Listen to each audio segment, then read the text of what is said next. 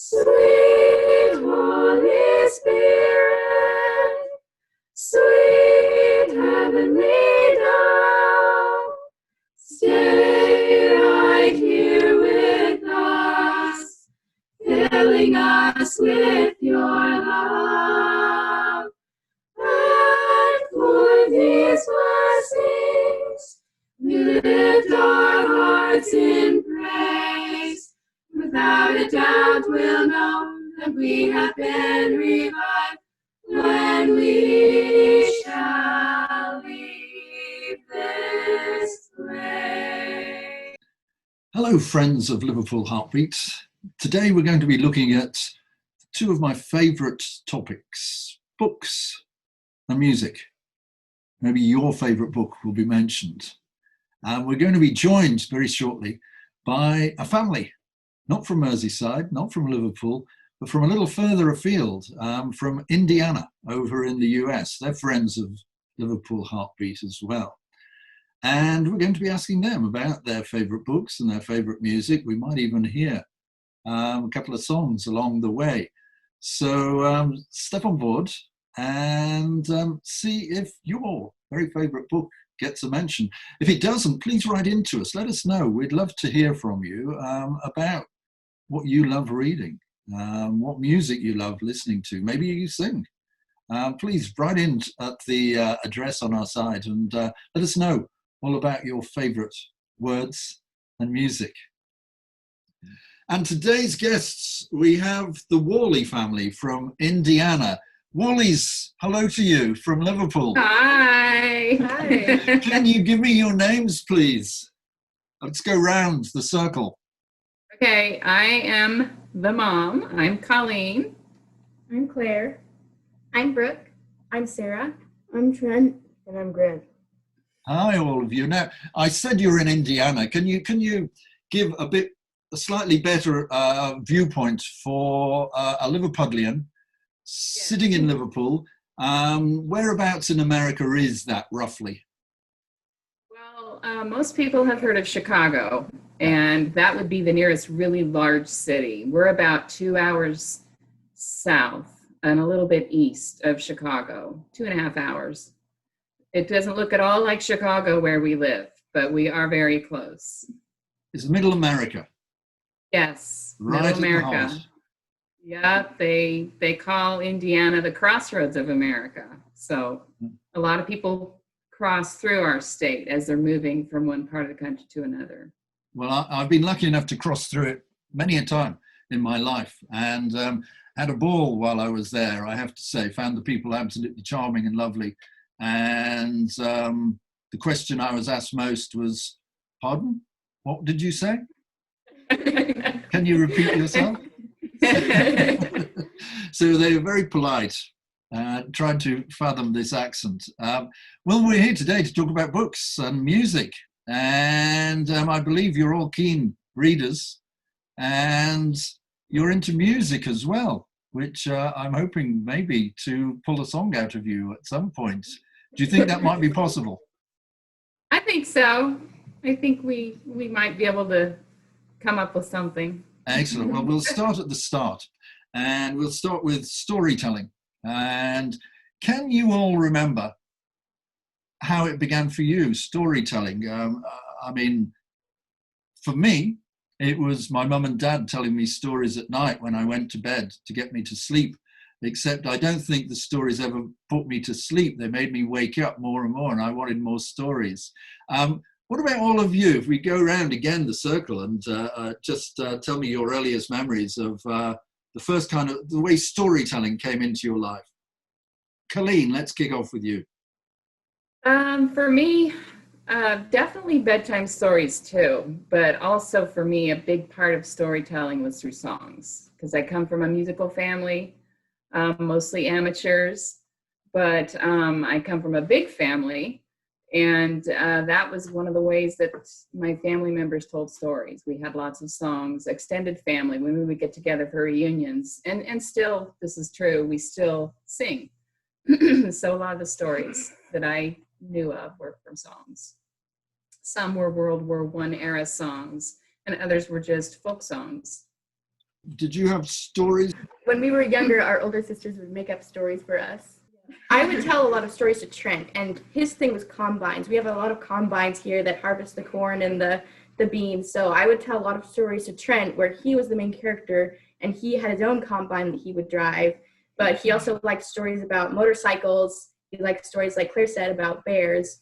A lot of times he was friends with bears. They didn't really fight him. He liked bears a lot. So Well, those were most of the stories. They revolved around that. well, these are great because in a few words, you've made me want to hear those stories.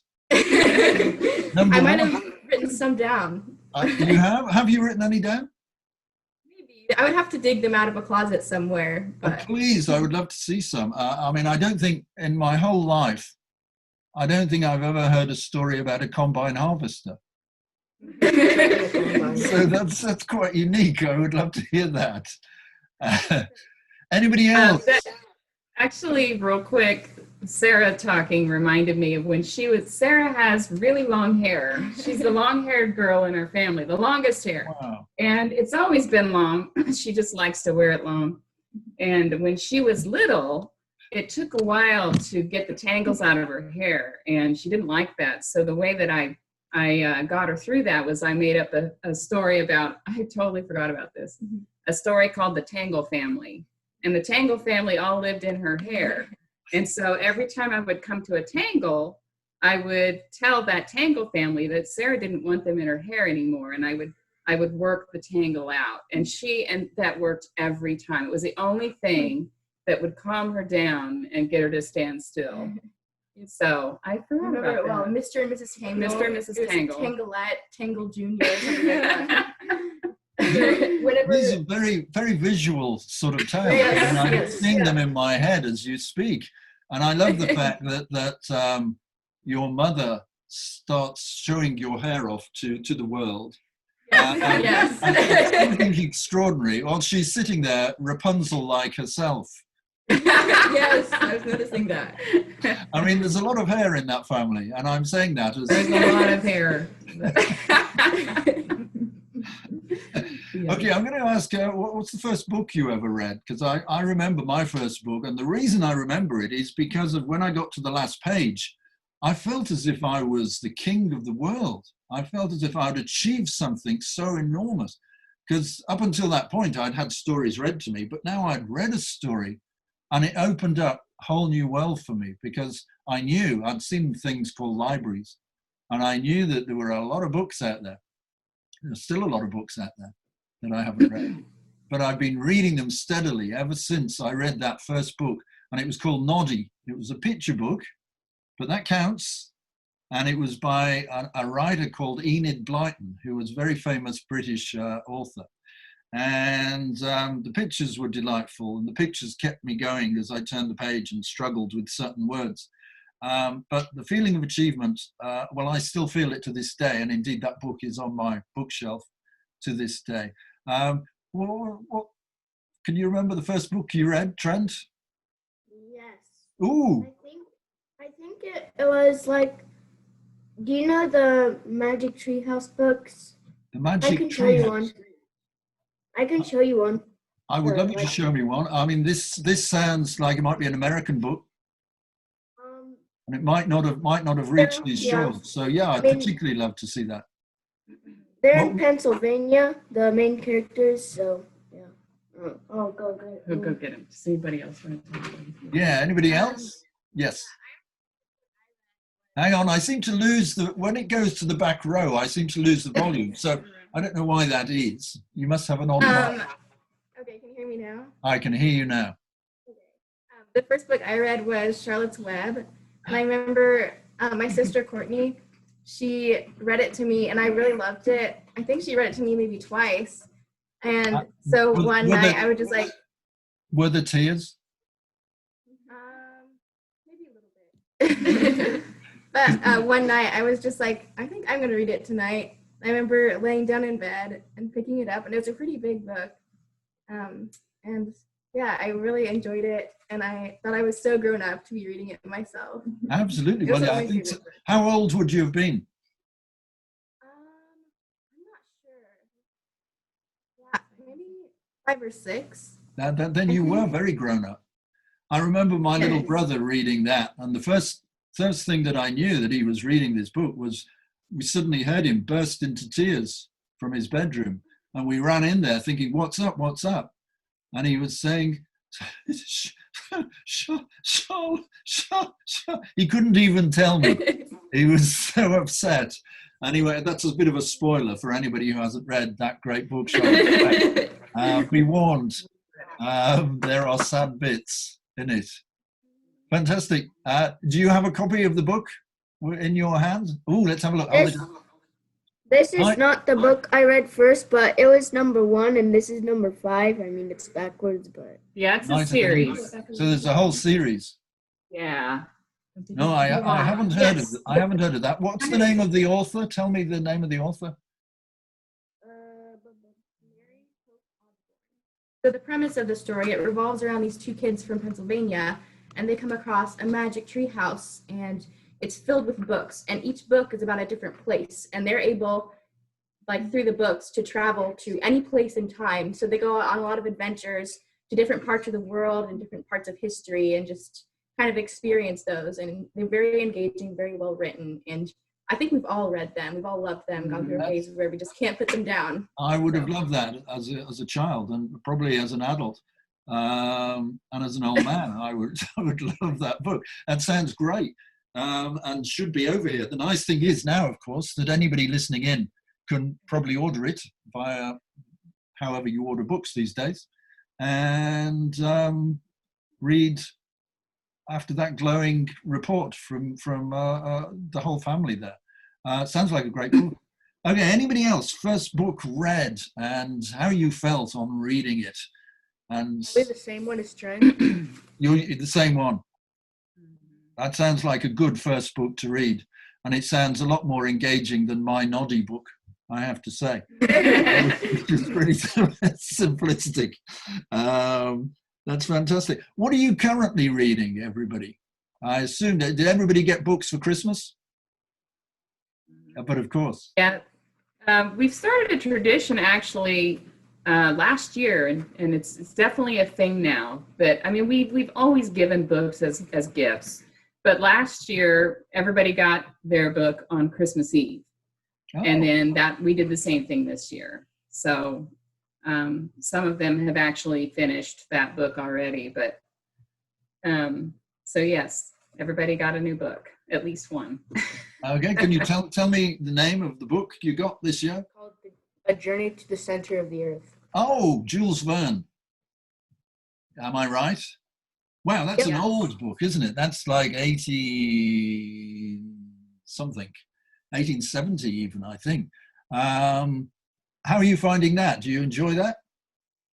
I haven't started it yet. You haven't started it yet, okay. But right I know. Now, yeah? Yeah, go ahead. It's called 20,000 Leagues Under the Sea. Oh, so the same writer, Jules Verne. So I'm actually reading that because it's above their reading level quite a bit. So I'm actually reading that one to the 2 of them right now, and then we'll do the other one. Journey to the Center of the Earth, 20,000 Leagues Under the Sea. That's all about Captain Nemo. Am I right? Captain Nemo. And in fact, there's a sequel to it. Hey! There's Erica. Erica, hello, welcome. You've missed nothing. We've only just... I myself is reading something by myself. I'm reading something called The Hardy Boys, and there's a whole series. Well, that's fascinating, because I know that The Hardy Boys was the first book your mum read when she was a little girl. So how interesting, things go full circle, sort of, now to have a child who's reading The Hardy Boys. Tell me a bit about The Hardy Boys, because that is an American series. And although I think I did hear about it when I was a boy growing up, I don't think I ever read any of the books, because they were hard to get here, or impossible to get. I think we probably can get them now. I'm sure we can get them now. So what's the idea behind The Hardy Boys? Well, they're like, they're mysteries, and they're detectives. Yeah, they're detectives. They're detectives. They want to be detectives. They're not detectives yet, but their dad is. They're wannabe detectives. I like that. I like stories about kids solving mysteries. We had quite a few books like that when I was growing up. I always enjoyed those, and wished, in fact, my brother and I used to go out and try and solve mysteries. The problem was we couldn't find any mysteries to solve because we weren't growing up in a particularly mysterious place. So what would be, though, if pushed, your very favorite book, or maybe I should say a favorite book that you've read in your lifetime? I mean, I will start off because a favorite book I read was probably when I was about your age, Trent. And it's called The Faraway Tree, and it's by that author again, Enid Blyton, who wrote Noddy amongst 700 other books that she wrote. And it's all about a tree that grows up through the clouds, and you can climb to the top of the tree, and there's a ladder at the top of the tree, and the ladder goes up onto a cloud, and there's a different cloud there every week, and each cloud has a different land on it. One week it might be the land where Jack's giant lived. The next week it might be the land of birthday presents, where you go and you get presents. The next week it might be a land called the land of stupids, where only stupid people lived, which was a favorite of mine. I love that. I think I've lived in that land a few times in my life, having encountered a few stupid people. But it was very exciting, and the kids who found this tree had lots of adventures up there. Sometimes they were trapped when the cloud moved on, and would they be able to get down? So that was it was called The Faraway Tree, and it was incredibly thrilling. Simple stories told very, very engagingly. And I think I was younger than you when I read the first one. I think I was about 7. But it stayed with me ever since, and I often say that I went up the faraway tree when I was 7 years of age, and I've not come down yet. What's your favorite book ever? It changes a lot, but probably The Scarlet Pimpernel. Oh. Our mom actually read that to us when I was really young, and I remember I loved it, and I thought it was like so dramatic, like the ending. And I actually recently reread it and loved it the same. And a great name from the author. I mean, you can't beat a name like this, Baroness Orczy. Am I right? I think I am. What an interesting choice, because that was my mother's favorite book. So Good one. Now I have to think of a new one because I was going to say that also. I can answer for one of our daughters who's not here, Courtney. I asked her that actually this morning so she could feel like she participated in this. And she said right away, she said Jane Eyre. She said, "Oh, you were? That was going to be Erica's answer." Well, I'll Erica, tell us why it's your favorite book, and then we can, Courtney, she's not here, so serve her right. Well, I like being scared, and Jane Eyre is scary. It's also Really? dramatic. Yeah. I'm ashamed to say I've not read it, and it's one of those classics that's sort of been on my list of. There's so many classic books to read. And for whatever reason, it's managed to escape every time I've picked up a different book to read. So it's scary. Surprise you. I think it would surprise you. Yeah. It wasn't what I thought it would be either, because I just read it for the first time about probably 7 years ago. Right. Very good. Yeah. Favorite But character? that was one of Courtney's reasons too. She said the range of emotions. She was terrified. She cried several times, and it had very happy moments too. So it was just a range of emotions for her was the reason why she loved it. Do you have a favorite character from it? Mister isn't necessarily a likable character, but he's probably the most fascinating in the book. That was who? Mr. Rochester. Shout again. Rochester. About Rochester, of course. Speaking of words, do all of you have a favorite word? Oh, you do? My favorite word is plethora. I love that word. I was How can you telling not? Mom recently, I try to sneak it into as many school assignments as I can, just because I can. It's a great word. That's a great one. Oh, well, everybody else, you're going to be hard put to beat plethora. Love that just comes into my head sometimes is seldom, and it's a word that you hear so seldom here. That's a nice one. And again, as you say it, I see it. And it looks good. It feels good to say. That's excellent. Excellent. Claire, do we have a... One that's fun to say that I just thought of is ricochet. Sorry, could you say that again? Because Ricochet. a ricochet. Fun to say. No, fantastic word. Absolutely fantastic. And as you say it, I see it ricocheting off the walls of this office here. Excellent. Sarah. Brooke's the one. Brooke's the one. That Sorry, has me. Brooke. That's okay. I really like palindromes. A palindrome. A palindrome, that immediately makes me think of a little creature. I know it's not, but I can see a palindrome wandering around. This is why I had problems at school when they were teaching palindromes, and I would suddenly see little creatures come to life called palindromes and have battles with other characters. Fantastic. Any other favorite words? What about... Erica says onomatopoeia. Oh, then you can't- that's a good one. A very, very good word. Music. Music. I know music is a big part of your lives because I've seen you singing. I've heard you singing. And I was immediately transported, just like reading a book. Do we have a favorite musical between us? I would say Les Miserables. That's what I was going to say. You would say what? Les Miserables. Oh, really? Because that's quite a... It's a strange story behind it. And although, of course, we're going back to the Scarlet Pimpernel time, aren't we? Mm-hmm. It's the same setting. But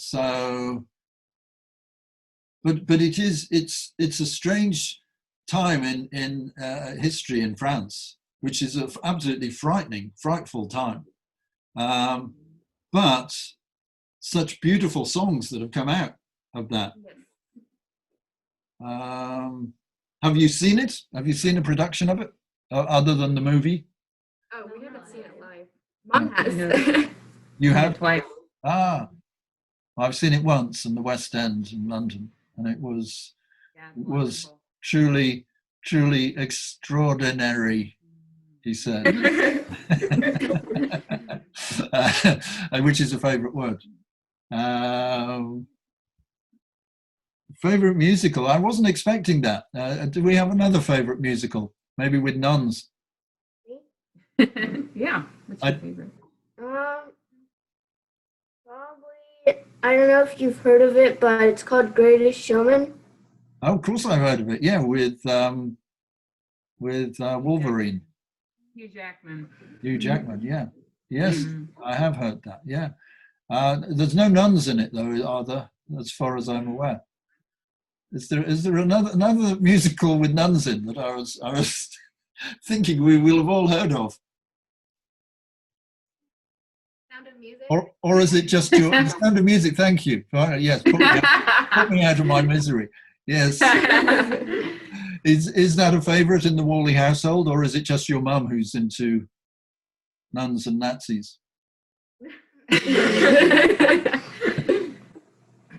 Yeah, I remember the first time our kids saw that was years and years ago, and it was on a long car ride, and This was and the it movie? was yes, Julie Andrews. and it was dark out, and so their faces were lit up by the screen, and they were just enraptured. It was just quite an experience for them. So yeah, it's definitely a favorite. I'm sure we love Les Mis. We love The Greatest Showman. Grant mentioned Singing in the Rain, which is wonderful. Yeah, good choice. Singing in the Rain. Phantom of the Opera. Ah, But Phantom I of would the Opera. say of all the musicals, we've seen Sound of Music the most, for sure. Yeah. Well, Phantom of the Opera, I have to say, that is a favourite in this house. And in fact, I will be interviewing Christine very soon, one of the actresses who played Christine, which I'm looking forward to, finding out what it's like in such a role on Broadway. Tell her she has fans in the Midwest, in Indiana. I will indeed tell her. I will. From Indiana to Merseyside here. Yes, many a fan. The Sound of Music, I remember going to see that when it came out back in 1965. And I went with my elder brother, and he was a teenager. He was entering that phase that I hope all of you have managed to skip, of feeling he was very cool as a teenager. And he was too cool for The Sound of Music. And by the time the second song came up, he just let out a big, ah! He couldn't believe we were watching a musical and there were actually songs in it. And there seemed to be more than one song. So I don't know what he was expecting really, but I sat through it and I loved it because I'd actually, my school, I'd been taught by nuns from when I was quite young, 4 years of age. So I felt very, very connected to that movie. But it's an odd one. It was interesting to see you all nodding along that, yes, it's a favourite movie of yours. When I stop and think about it, and I'm not sure what it is about it that actually appeals to young people and old people alike. Any ideas what it might be about The Sound of Music that grabs you? Well, I remember being really young and liking all the children. And actually, when we were really young, we would pretend to be the Von Trapp children, and we would all march in lines around the house and up and down the stairs and everything. Mm-hmm. I remember really liking that aspect of the story. I can see that. I can see that. Yes, you are the Van Trop, Trip, Trap, Trop. Van Trip, Trop? What is the name? Trap. Trap. Oh dear. Well, 1965 time to watch it again, right? I did. I was just going to say 1965 is a long time since I saw it, I guess. Do you do any songs from the musical? Because I know you all sing. Do you do any songs from particular musicals? Me and Rachel and Courtney would act out all the scenes from the movie, and we would perform the songs for our family members. So at Grandma and Grandpa's, usually when we left, we would sing So Long Farewell and line up and do all the steps and go through. Yeah. And we were very little, so Rachel was Brigitte, Courtney was Marta, and I was Gretel, the littlest. So I would sing, "The sun has gone to bed." Oh, that's beautiful. Absolutely beautiful. Well, I loved it so much. I loved that show so much. It's 65, so I would have been 12, I guess. That the following day I went out and bought the album. So I needed to play it. Drove my brother mad because he but I was playing. I said it was my mum and dad's wedding anniversary, so I bought it as a gift for them. But it was one of those gifts that you really buy for yourself because you wanted it. Because I don't know that mum and dad particularly were enamored of the movie, but I absolutely loved it. So I knew all the songs off by heart. I was high on a hill with the Lonely Goatherd, age 12. That was me. And such great scenes. And of course, Edelweiss. I can't hear Edelweiss without bursting into tears. Super duper piece of work. What would be your most played piece of music? So this can be anything from Britney Spears to, I'm hoping not, but no, I shouldn't be mean. She's wonderful, I'm sure. To anything really. So in my case, it would be songs from the 1890s, which I absolutely love. I love songs from the 1890s, all the way through to songs of today. And in fact, in the last few weeks, the piece of music that's been played most here was the Christmas carol that you sang to me, "Rejoice, Rejoice," which was absolutely gorgeous. O come, Emmanuel. and ransom captive Israel that mourns in lonely exile here until the Son of God appear. Rejoice, rejoice, Emmanuel shall come to thee, O Israel. O come, thou King of David, come, and open wide our heavenly home. Make safe the way that leads on high, and close the path to misery. Rejoice, rejoice, Emmanuel shall come to thee, O Israel. Do you have a favorite piece of music, either between you or individually, one that you just play and play and play, and then you come back to it 3 years later and you play it again and again and again? Is there such a song, tune, piece of music? We can answer for him. Yes. He plays Moonlight Sonata more than any other piece on the piano. He hasn't learned the whole thing yet, but we can all attest to that. He likes all kinds of music, but that one really grabs him. Well, that's a great piece of music to grab you. Oh, for Beethoven, I was going to say Beethoven's Seventh is really good, especially the second movement. The Battle Symphony, I think it is. Right. The military. I forget the name of it exactly. Stirring.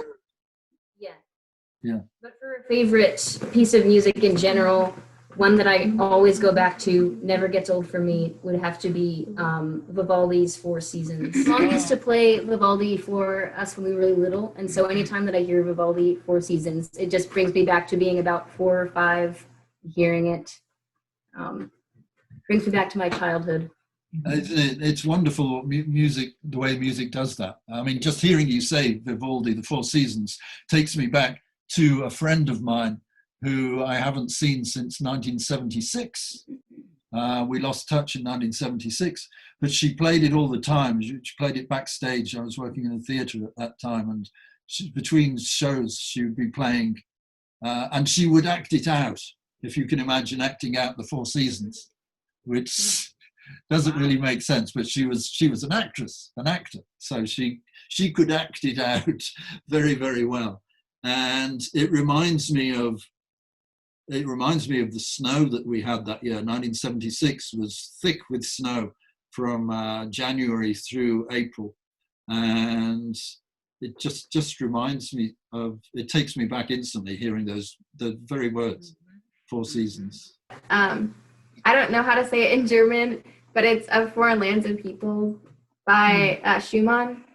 Okay. That one also kind of reminds me of my childhood. Is it from Kindergarten? Mm-hmm. Yeah, it's from Kindergarten, which is scenes from childhood in English. Okay. Reminds me of my childhood. I like that.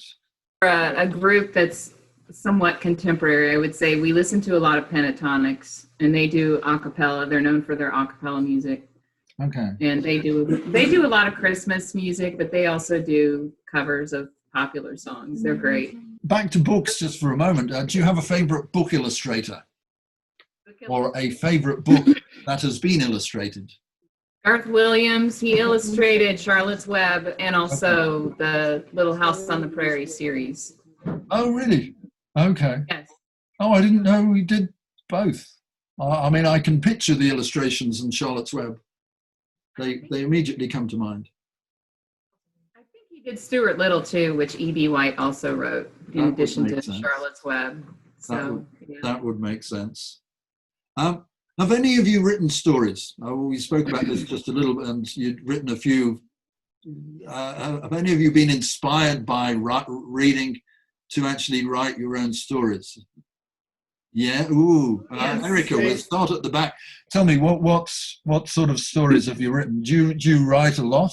I tried to imitate the Boxcar Children when I was little.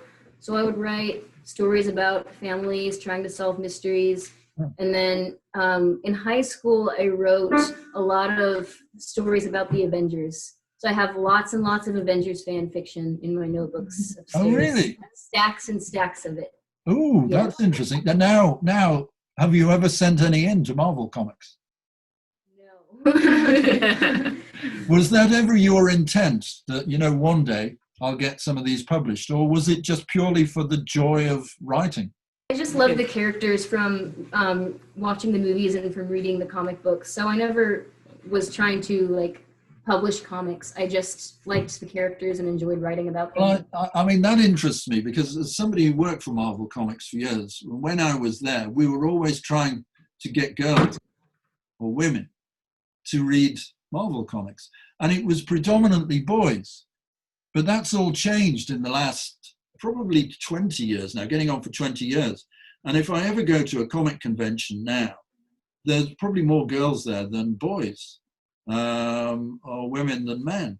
And I've actually had this conversation with Stan Lee. We've tried to figure out what it is, what happened, because Stan used to tell me that he, since 1940, was trying to write stuff to bring girls in to read comics.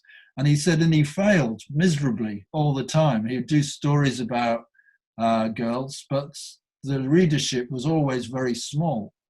And by comparison to the readership for things like the Avengers or the Fantastic Four or the X-Men, which was predominantly male. What brought you into reading such comics in the first place? And now watching the movies, it's like the action is interesting and it's all a lot of fun, but just especially in Iron Man 3, the movie, seeing Tony Stark get broken down and seeing who he is as a person, that makes me fall in love with the character, and that makes me want to read more about Tony Stark, no matter what it is he's doing. So my favorite one is Hawkeye. There's a really good line of Hawkeye comics by Matt Fraction that I have, and just they really dig into who Clint Barton is as a person, and that's what keeps me coming back for more. Mm-hmm. Good choice. He was always, of all the Marvel comic characters, and I'm always asked whenever I go to a school or whatever, who's your favorite character? I've always said Hawkeye. And he was one of Stan Lee's favorite characters as well, that he created. It was Hawkeye, and the other favorite character that took me by surprise when I asked Stan, of all the characters you've created, who's your favorite? And he said, and you will be happy to hear this, the Black Widow. Which was surprising because he didn't do a great deal with the Black Widow in his time as a writer, but he did create it. Has something to show you. Oh, I like that the I've look of written. it. You've written all of that. These are his creations. Wow. Well, can you explain them to me? I'll show you one of them because there are a lot. Which is the one? This one, right? This was the first one. Let's have a look. I made a cover. Made a cover with cardboard. That's And very I arty. painted it. Hold it straight up. The work. Can you read Worley Mission. The Worley Mission. It's illustrated and a Trent Worley original story. I'm going to show him one of the illustrations, maybe. Oh, that's great. Now, who are these guys? That's Dad, and that's like an orc. I call them orcs because I got From The Hobbit. inspiration from the Hobbit. I remember the orcs. From The Hobbit. Wow, what a lot of work. That's fantastic. Absolutely. Here's another. Serious work. I like that. As opposed to the not so serious stuff. Oh, this looks great. So yeah, he's got, and I think he started these a year or two ago, and he was really on a book tear for a while. There are probably a dozen stories here that he wrote. Well, that's really interesting because it At reminds least. me. I'm sitting at a desk here, and if I were to open this drawer here, which I can't open because it's so full of stuff that I can no longer open it, I've just crammed stuff in there. But I know that in there is all the stuff I did when I between the age of about 7 and 13. And it reminds me of just when you showed me that pile of stuff that you were doing. It has a very similar look, and the storytelling is very similar to what you were doing there. And it's all work that allowed me then later to actually get a job and work for funny people like Stan Lee. This could lead to something then. Yeah, be careful. It could. Yes, you might want to stop it now. So, be warned. 50 years, 60 years from now, he could be sitting here.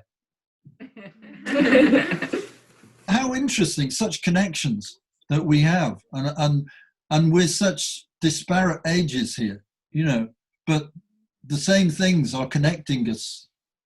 I find that absolutely fascinating, from Charles Dickens to Stan Lee, to the work that Trent's putting together there. We're all connected with serious work. I love that. I'm going to get a folder and I'm going to write on it the word serious work. And that's going to make me do something seriously this year, because at the moment I'm sitting here just thinking, what can I do that I can actually do without moving from this seat? And what I can do is serious work. So I'm going to use that word a lot. Those words, serious work. When Jane asks me, what are you doing? I'm going to say, I'm doing some serious work. And I don't know, is anybody up for a song? Because I always like to finish on a song. I like to start on a song as well. And I like to put a song in the middle. But would anybody like to lead us in a song? And before we do sing, assuming you are going to sing, and don't be pushed into it. Don't let me bully you into singing. But if you are going to sing, could you please tell us a little about the song that you're going to sing, its origins, and how you came to sing it? A song called Sweet, Sweet Spirit, which it's one song that you may recognize. It's a very old song, but I don't know a lot about who wrote it, when exactly it was written. I guess it would probably fall into the spiritual category. So our 3 oldest girls sang it when they were pretty young in 3-part harmony. And I think, didn't you sing that for Grandma Worley? Mm-hmm. They sang that for one of their grandmas on her 80th birthday. So yeah, and so it's been a little bit of time since we've sung it, but we thought we could give it a go. Fantastic. So this is aimed at the young people of Merseyside. Sweet, sweet Spirit in this place, and I know that it's the Spirit of the Lord. There are sweet expressions on each face, and I know they feel the presence of the Lord. Sweet Holy Spirit, sweet heavenly dove, stay right here with us, filling us with your love. And for these blessings, we lift our hearts in praise. Without a doubt, we'll know that we have been revived when we shall leave this place. Absolutely beautiful. Beautiful, transporting. Thank you. Everything that books do, everything that music does was done in that couple of minutes there. Absolutely beautiful. How wonderful. Thank you, Worley, so much for your time today. Greetings from Liverpool, and here's to a very happy 2021 Enjoyed it very much. for you all.